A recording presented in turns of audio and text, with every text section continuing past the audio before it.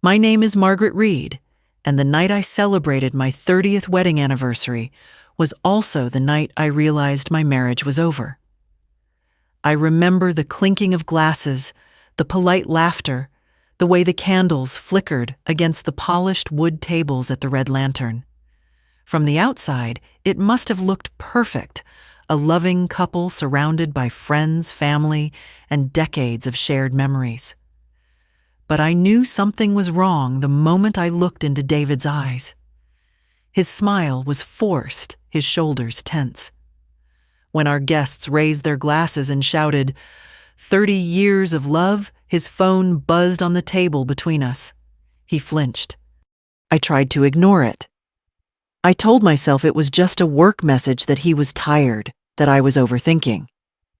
But then I noticed the smallest thing, his hand trembled when he reached for the glass.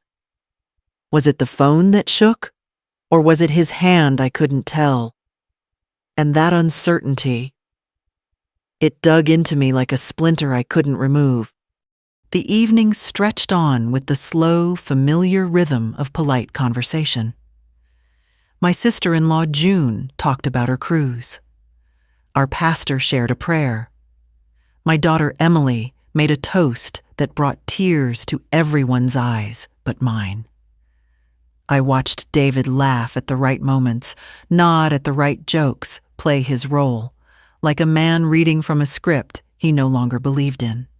When we cut the cake, a beautiful 3-tier vanilla with white frosting, I saw his phone light up again. This time, he turned it face down. He thought I didn't notice, but after 30 years, I could read his silences as clearly as his words. Later, when the music started, couples began to dance.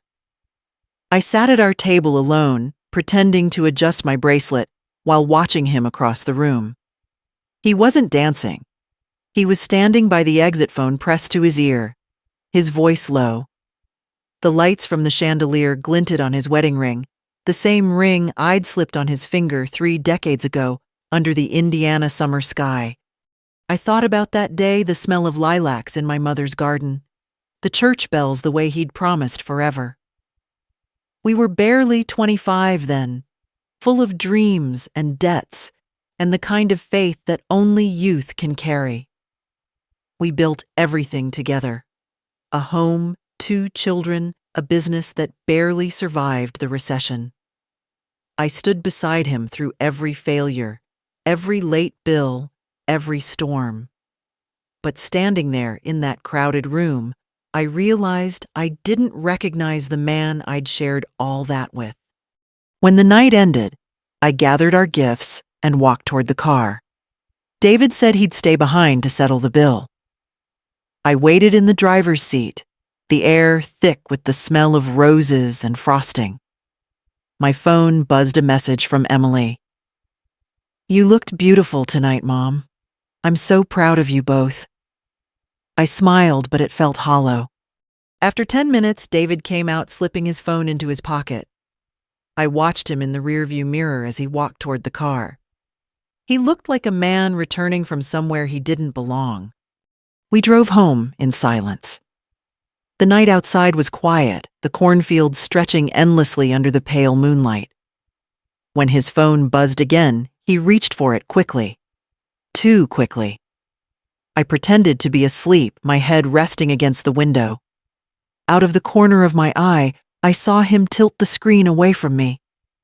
His thumb lingered over a message that began with, "Can't believe you're still there with her." Her. That word hit harder than any confession could. I didn't say a thing. I just sat there listening to the hum of the tires on the asphalt, the rhythm of betrayal disguised as routine. In 30 years of marriage, I had never snooped, never checked his phone, never doubted his loyalty. But that night, I felt something inside me shift a small, sharp fracture. When we reached home, I went straight to the bedroom, kicked off my shoes, and stared at the framed photo on our nightstand. It was from our 25th anniversary, the 2 of us standing in front of our house arms, around each other, smiling like fools. I remembered how he'd surprised me with a necklace that day. He'd said, "You're the reason I made it through." Now I wondered who he said that line to lately. As I lay in bed staring at the ceiling, the house felt unfamiliar. The walls, the furniture, the smell of our life together, everything suddenly seemed foreign, like a stage set, waiting to be struck down after the final act. Somewhere in the distance, a phone buzzed again. He turned over, facing away from me. I didn't ask. I didn't move. I simply whispered to myself, 30 years our anniversary, or our goodbye. The sound of his breathing filled the dark room steady and calm. But mine caught in my throat. For the first time, I wasn't afraid of losing him. I was afraid of losing myself. That night before sleep finally took me, I made a silent promise I would find out the truth, and when I did, I'd make sure he remembered what he had forgotten. The next morning, sunlight poured through the curtains like nothing had happened. David was already in the kitchen, whistling softly, while making coffee, as if the night before had never existed. The smell of burnt toast filled the air, mixing with the scent of betrayal I couldn't name but felt everywhere. He handed me a mug without looking at me. "Rough night, huh? You seemed quiet at the party." I studied his face, the casual tone, the forced normalcy. "Just tired," I said. My voice came out steady, but my hands trembled slightly when I reached for the cup. I watched his eyes drift to the phone lying face down on the counter. He left for work soon after kissing me on the forehead, like always. It was the same gesture he'd given me for 30 years, but now it felt like a routine learned by habit, not love. When the door shut behind him, I stood there for a long time, listening to the fading sound of his truck pulling out of the driveway. Something in me refused to stay silent anymore. I walked to his phone charger by the nightstand, empty.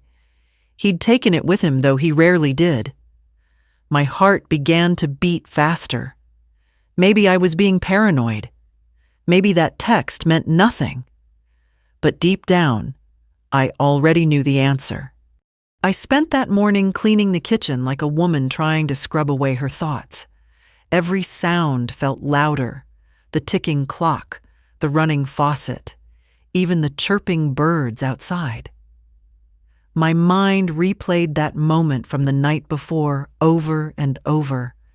Can't believe you're still there with her. By noon, I couldn't take the silence anymore. I called my daughter Emily. "Mom, you two looked so happy last night," she said. "Dad even danced a little. I thought he hated dancing." I forced a small laugh. "He used to love it," I said, and quickly changed the subject. Emily started talking about her new teaching job in Indianapolis.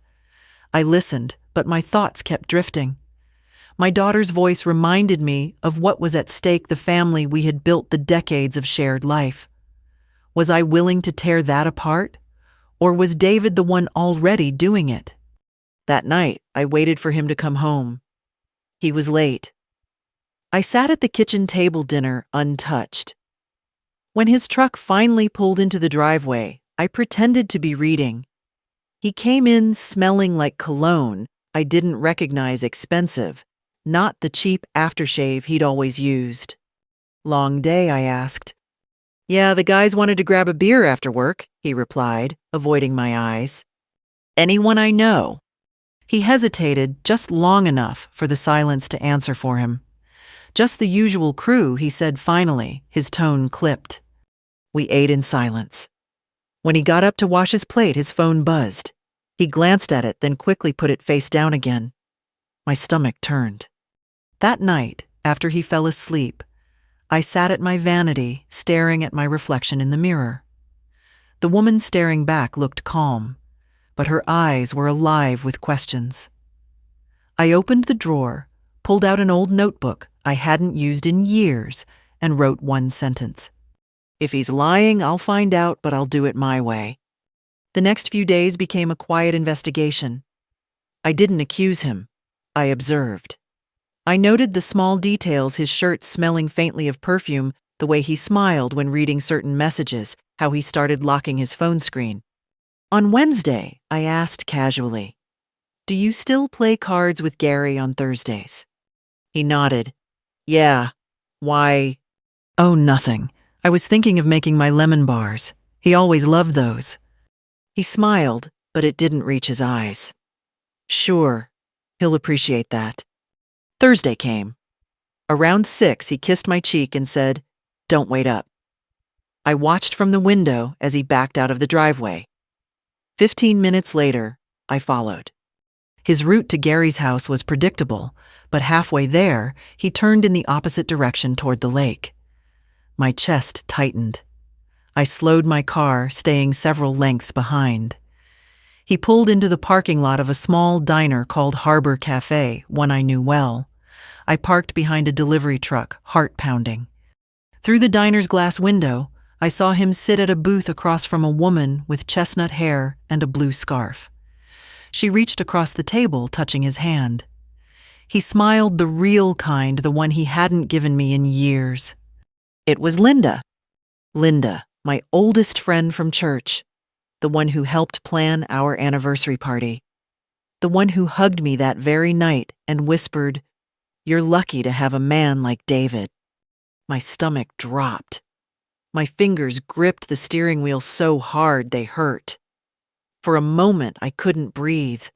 I wanted to burst through that door, scream, throw the coffee cups off their table, but instead, I sat there frozen. Then I did something I never thought I would do. I pulled out my phone, opened the camera, and snapped a picture. The click was soft, almost invisible. Proof, quiet, and cold. I drove home on autopilot, tears streaming down my face. The house was silent when I entered, except for the ticking clock in the hallway. I stood in our living room staring at the framed photo of our wedding day, him in his gray suit, me in lace and hope. I didn't feel rage yet, just an overwhelming hollowness. I walked to the bedroom and placed my phone on the nightstand. The picture glowed faintly in the dark. For the first time, I realized revenge doesn't always start with anger. Sometimes it starts with stillness, the quiet moment when you decide you'll never be fooled again. That night, I whispered to myself, he won't see it coming. The morning after I saw them together, I woke up before sunrise. The world outside my window was still the kind of Indiana quiet that used to comfort me. But that day, it felt suffocating. The air was heavy, thick with everything I now knew but couldn't say aloud. David was still asleep beside me. His breathing was calm, steady, innocent, or pretending to be. I watched him for a long time the way I used to when we first married, only now the feeling was different. Back then I watched him with love. Now I watched him with distance, studying a stranger I once thought I knew better than myself. When he finally stirred, he smiled groggily. "You're up early," he said. "Couldn't sleep?" I replied. My voice sounded normal. Years of being a wife had taught me how to mask emotion behind politeness. He got up, stretched, and headed to the shower. I sat there on the edge of the bed, staring at his phone charging on the dresser. My heart started to pound, but I didn't move. I wouldn't lower myself to snooping, not yet. He was already guilty, and I didn't need his text to tell me that. When he left for work, I made coffee, sat by the kitchen window, and looked out at our small garden, the same one we'd planted together 20 years ago. Rows of tomatoes, peonies, and an old bird bath that needed repainting. It hit me that I'd been tending this garden alone for years, watering something he no longer cared to see grow. The photo from last night burned in my mind, his hand over Linda's, her scarf, the way they looked at each other unashamed. That image had replaced every memory I'd ever had of him smiling at me. By mid-morning, I decided to see it again to confirm I hadn't imagined it. I opened my phone and looked at the picture. There they were, clear as daylight. And just like that, the anger began to bloom. At first it was quiet. Anger, calm, steady, methodical. The kind that sharpens rather than explodes. I wasn't going to cry anymore. I wasn't going to beg for answers. I was going to find them myself. I started small. I checked our bank account, something I rarely did because David handled the finances. There it was, charges from Harbor Cafe Lakeside Motel and a small boutique in Bloomington. I remembered the scarf. Linda wore blue with tiny silver stars. The boutique had the same name printed on the receipt. He wasn't even trying to hide it. That realization hurt worse than the betrayal itself. Because when someone stops hiding, it means they no longer care what you see. I closed the laptop and took a long breath. Then, for the first time in my marriage, I called out sick from work, not because I was ill, but because I needed space to think. I went for a drive. The Indiana countryside stretched out before me, fields of corn, old barns, lonely mailboxes. I ended up near the same lake where I'd seen them. The water was calm, reflecting the sky like a mirror that refused to lie. I parked, stepped out, and walked along the shore. Every memory of our life together played like a film in my mind. The first house we bought, the nights he'd stay up fixing the heater, the time he carried me to the car when I broke my ankle. All of it real, all of it true. Once. But time has a cruel way of turning yesterday's promises into today's evidence. As I stood there, I saw Linda's house in the distance, a small white cottage with wind chimes hanging by the porch. The sound carried faintly through the breeze.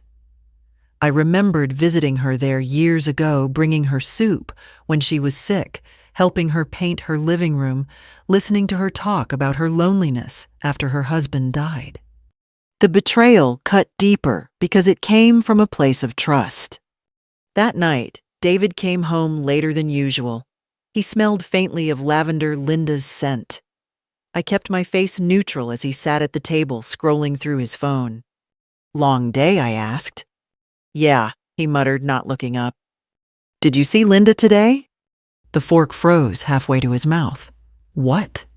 I smiled, calm as ever. "You mentioned she needed help fixing her fence last week. Just wondering if you got around to it." He blinked, hesitated. "No, I've been too busy." "Why?" "Just curious," I said softly. Then I looked him in the eye and added, "She's a lucky woman to have such a helpful friend." For a brief second, I saw something flicker across his face, guilt, fear, or maybe realization. Then he laughed nervously and changed the subject. Later that night, after he fell asleep, I stood at the window watching the streetlights flicker outside. The house was dark except for the soft glow from my phone screen. I opened the photo again, staring at it until my eyes blurred. I realized something then. Revenge wasn't about shouting or destroying. It was about remembering. Remembering every detail, every lie, every time he said, "Trust me." I would remember them all until the weight of that truth became too heavy for him to carry. From that night on, I stopped talking about love. I stopped waiting for explanations. Instead, I started to prepare quietly, calmly, like a woman setting the table before a storm. He thought I didn't know. He thought I would forgive him like I always had. But he was wrong. This time I wasn't going to cry. I was going to rise. The following weeks passed in a strange kind of stillness. I didn't confront David. I didn't mention Linda. I simply observed, collecting moments like evidence in a quiet trial no one else knew was happening. Every time he smiled at his phone, every late business meeting, every new lie layered over the old ones, I filed them away one by one. What surprised me most wasn't his deceit. It was how easily I'd learned to live beside it. After 30 years of marriage, I'd become an expert at making peace with disappointment. I'd done it so many times, forgiving a forgotten birthday, forgiving a harsh word, forgiving his absences in the name of practicality. But now I saw that every forgiveness had been a small surrender, one brick at a time, until I'd built my own cage. I started writing again, not the way I used to about recipes or errands or church notes, but letters to myself. Each night, I poured my thoughts onto paper, the words spilling out faster than I could write them. Sometimes they were angry, sometimes sad, but always honest. "You're still here," I wrote once. "You're still strong." It became my therapy. At work, I caught my reflection in the glass door one afternoon and almost didn't recognize myself. My hair was grayer than I remembered, my shoulders a little rounder, my eyes tired. But there was something new there, too. A spark I hadn't seen in years. Not rage, not despair, something steadier. Awareness. On Sundays, I still went to church, but I sat in the back now. I couldn't stand the sight of Linda near the choir, her voice raised in hymns about faith and forgiveness. She never looked my way, though. Once I caught her glance, brief, guilty, then gone. She knew. And that knowledge between us hung like smoke. One morning, I decided to drive to my mother's old house. She'd been gone for years, but I missed her advice, her quiet strength. The drive was peaceful, the trees beginning to turn gold for autumn. I parked by the old maple tree and sat there for a while, thinking about the woman. She was tough, fair, patient, never afraid to speak truth when it mattered. I could almost hear her voice in my head. "Margaret, you can't change a man who doesn't want to be changed, but you can change what you accept." That thought lingered with me all day. When I got home, I walked through our house as if seeing it for the first time. The photographs, the furniture, the life we'd built. They told a story of a woman who'd once had dreams. I touched the wall where our children's height marks still faintly showed. I smiled. I had built this home with love. It was mine too. The next day, I did something small, but important. I pulled out the box of jewelry I hadn't worn in years, the pieces David always said were too fancy for everyday life, and put on my mother's pearl earrings. They weren't about vanity. They were about remembrance. I was reclaiming pieces of myself he'd quietly erased over time. That week, I also started walking again after dinner. Just small laps around the neighborhood. The air was crisp, the sidewalks quiet. A few neighbors waved. Some stopped to chat. For the first time in a long while, I felt present in my own life, not waiting, not watching, just being. Emily called that weekend. "Mom, you sound different," she said. "Do I?" "Yeah, happier, lighter." I laughed softly. Maybe I finally remembered who I am. There was a pause. "Is everything okay with you and Dad?" I hesitated. "We're fine," I said. But even if we weren't, I would be. After the call, I sat on the porch with a cup of tea, watching the sun set behind the maple trees. I thought about revenge and how most people imagined it as loud shouting, slamming doors, throwing things. But what if revenge was quieter? What if it was choosing peace when the other person expected you to break? A few days later, I saw David in the driveway talking on the phone. His voice was low, almost tender. When he noticed me at the window, he turned away. For once, I didn't feel the sharp stab of jealousy or pain. I felt nothing.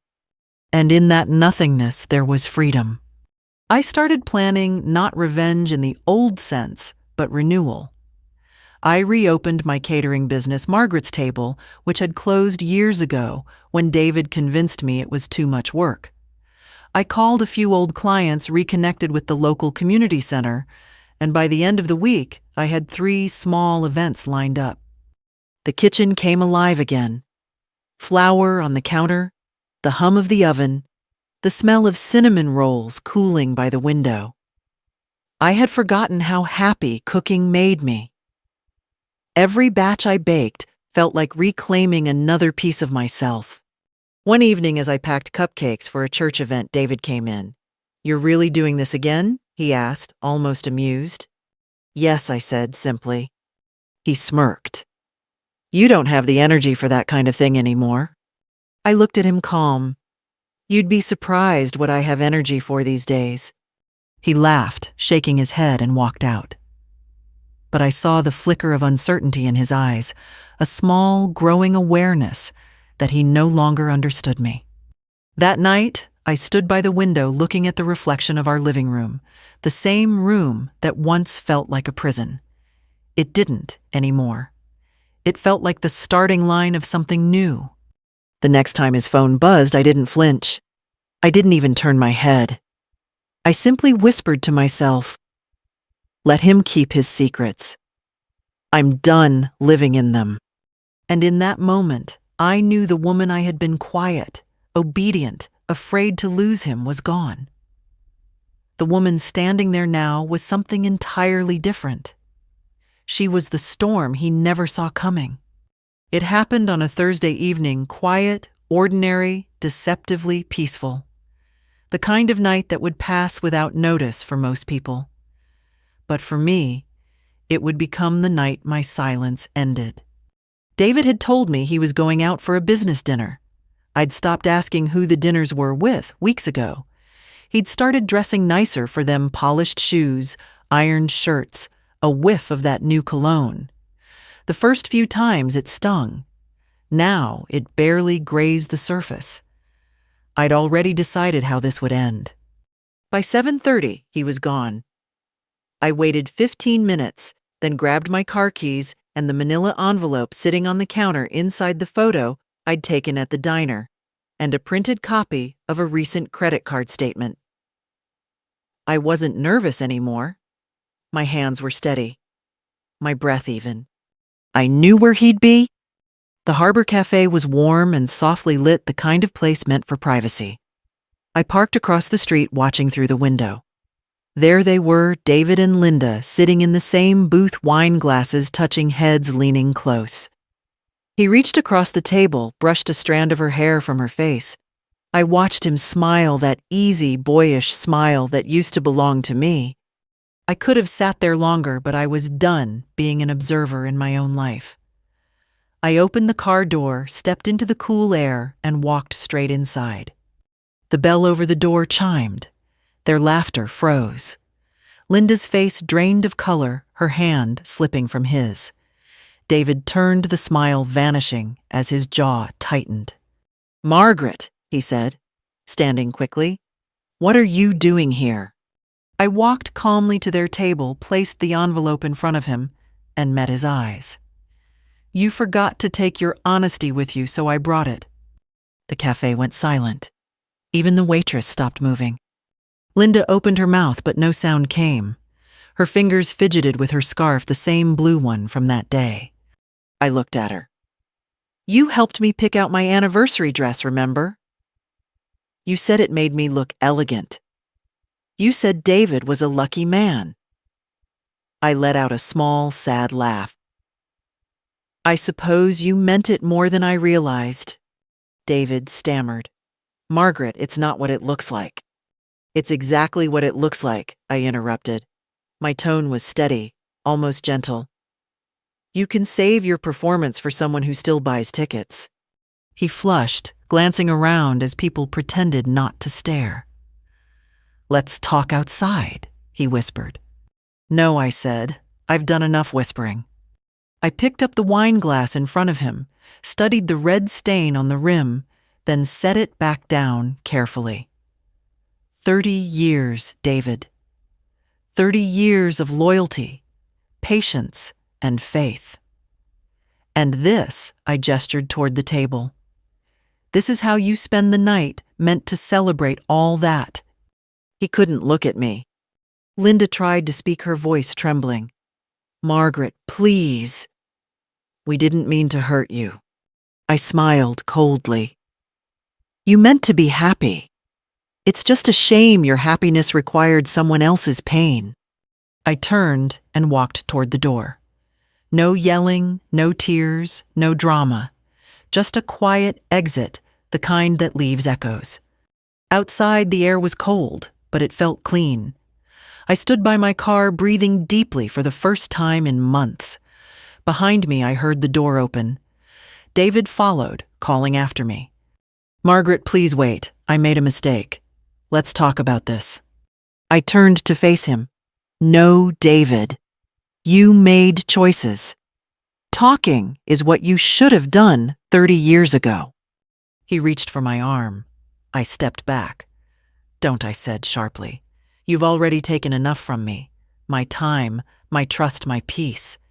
You don't get to touch me now. For the first time, he looked afraid. Not of losing me, but of realizing I was already gone. When I got home, the house was dark. I left his suitcase by the front door with a note. You can pick it up tomorrow. The key stays with me. That night, I didn't cry.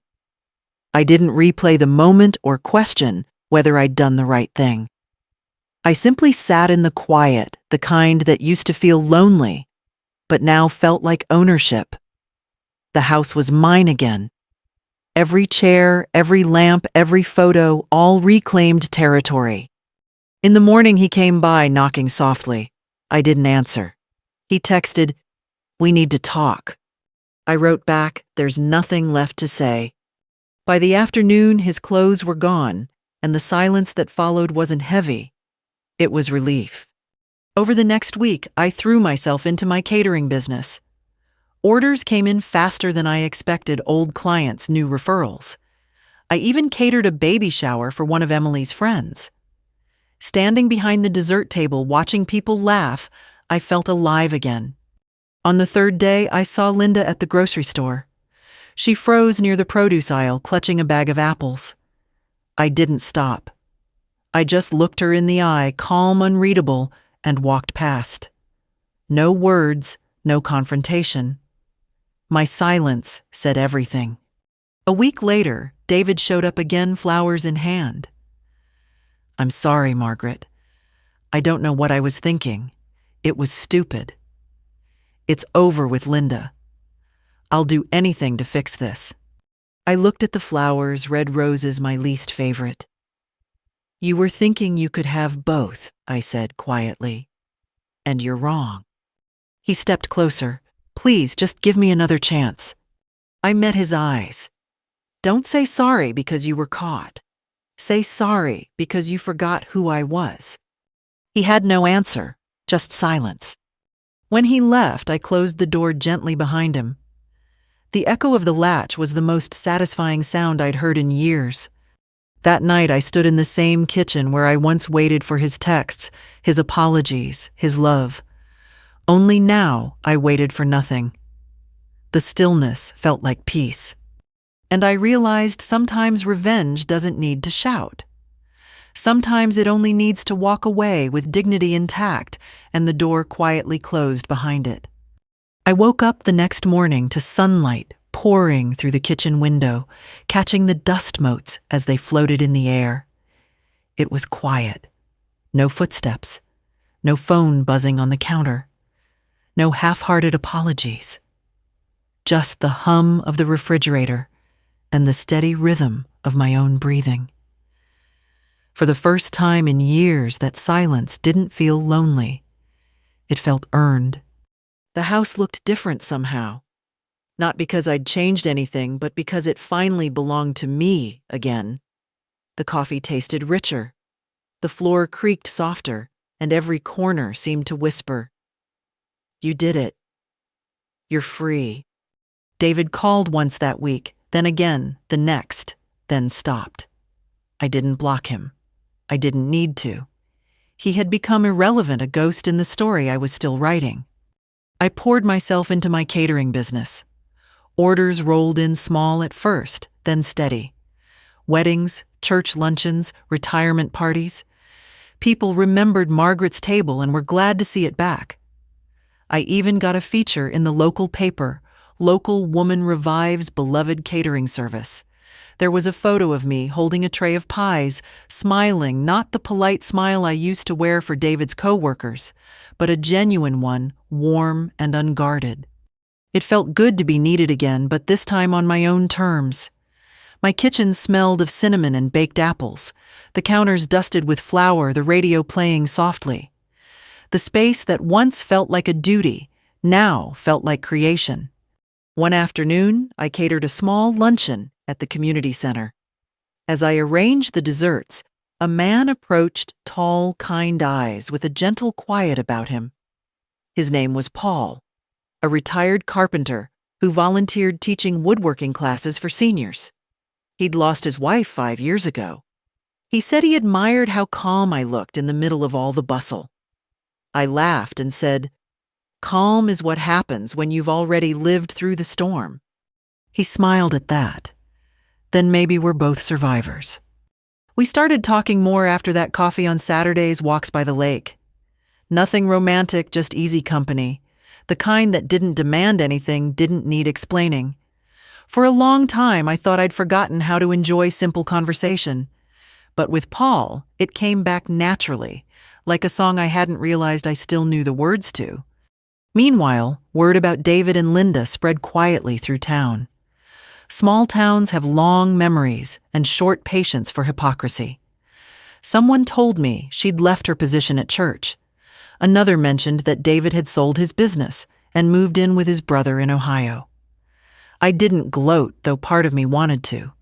But true revenge isn't about watching someone else crumble.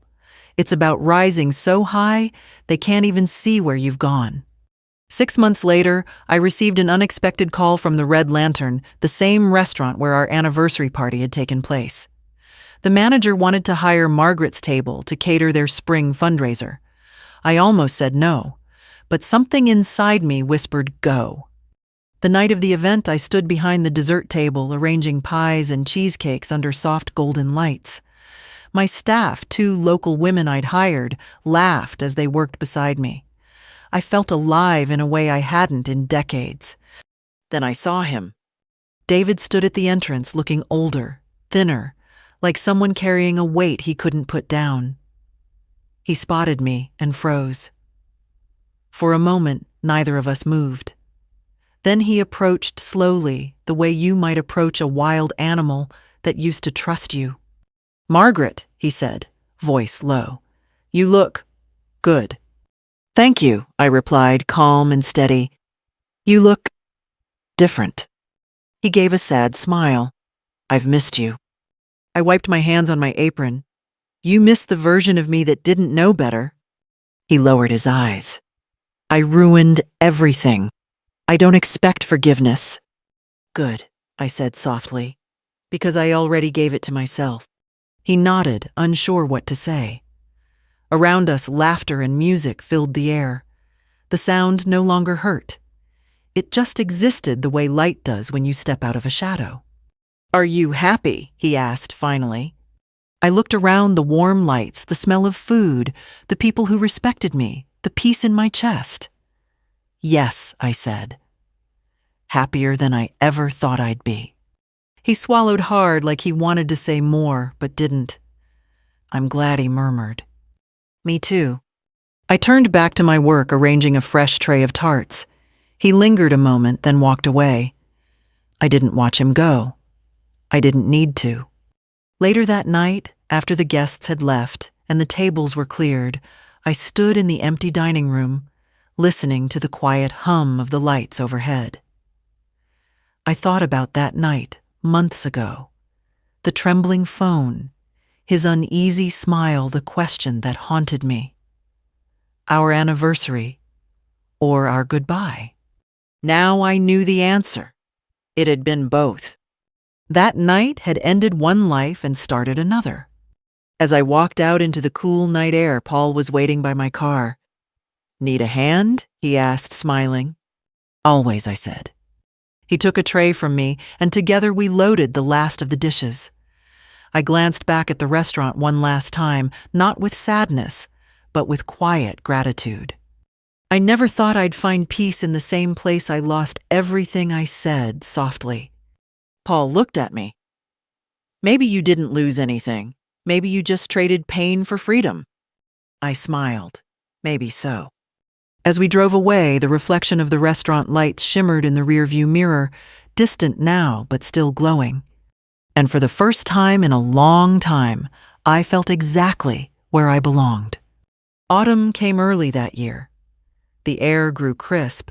The maple trees along Elm Street painted the town gold and red, and I found myself baking more than usual, not for orders, but for comfort. Apple pies, cinnamon loaves, banana bread. The smell filled the house, warm and alive. It had been almost a year since the night I walked out of the Red Lantern, the night I chose myself. In that time, my life had grown smaller but richer. The noise was gone, the chaos, the waiting. I filled my days with things that fed me: baking, reading, volunteering at the community center, laughing with Emily when she visited on weekends.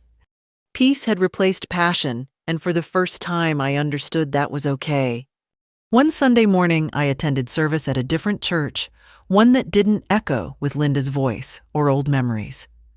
The pastor spoke about forgiveness, but not the kind that excuses, the kind that releases. When you forgive, he said, you're not saying what they did was right. You're saying it no longer controls you. The words settled deep inside me like rain sinking into dry soil. Afterward, I took a walk around the church garden.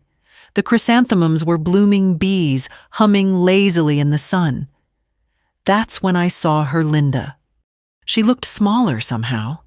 Her hair was shorter, streaked with gray, her shoulders slightly hunched. She stopped when she saw me, her face pale. "Margaret," she said quietly, "you look well." "So do you," I said, though we both knew it wasn't true. I wanted to say. She took a breath. "I'm sorry. For everything." The words hung between us, fragile, trembling. For a moment, I almost walked away. But then I looked at her, really looked at her, and realized she wasn't my enemy anymore. She was just another woman who made bad choices, who was now living with their weight. "I know," I said softly, "and I forgive you." Her eyes filled with tears. "You do?" "Yes, because I needed to."